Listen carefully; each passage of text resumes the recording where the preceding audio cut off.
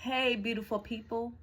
I'm back with the final part of my God Saved Me testimony series.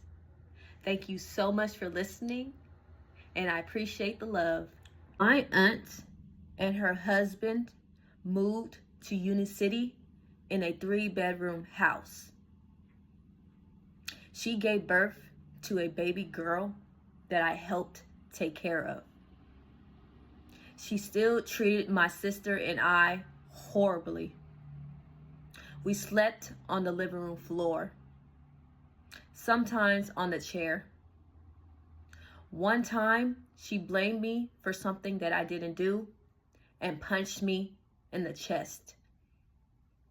That same day, she dragged me and pulled my hair right in front of the liquor store because I left her child at a friend's house.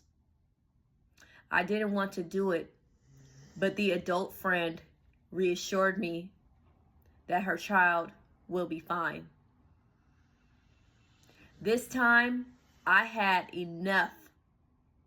I screamed, "Let go of me," and got out of her grip. I was tired of being treated like a piece of trash, and she knew it. She retaliated by bleaching my clothes. I don't know what came over me that day, but I got on my knees, I clasped my hands, and I cried out to God.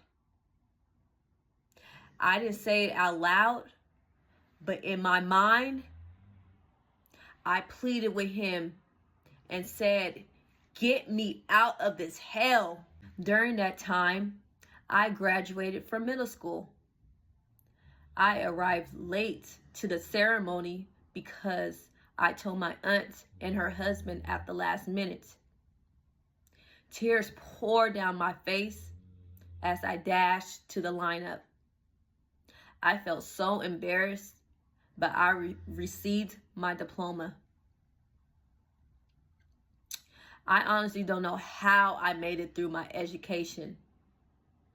Because of the abuse, it was hard to learn and grasp some of the materials. Sometimes I was depressed and felt lost in the world. My friends told me to be happy and get out of my feelings,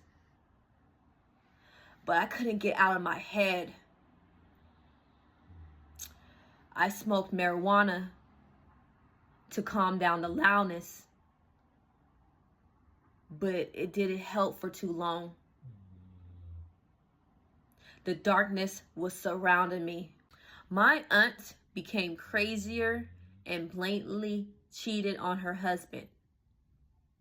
For years, I saw domestic violence between them. She yelled and hit him on many occasions. Drugs and alcohol were involved. I'll never forget how he died. He was laying in bed, telling his wife that he was tired. She called 911 and told us to leave while he wailed in pain. The ambulance came, but it was too late. He died that day. A few weeks after her husband's death, my aunt called 911 on my sister and I.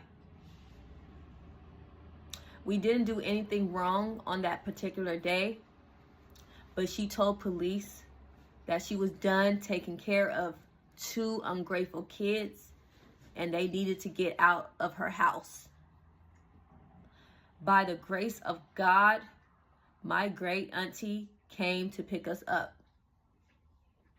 We tried to get our stuff, but my aunt dumped our clothes, our books, our shoes in the garbage bin right in front of us and the police. Appalled, the police officers told us to go. It hurted, but it was a blessing in disguise. I didn't have to deal with her abuse ever again. Now, some of you might be thinking, Keidre, you have been through so much as a child.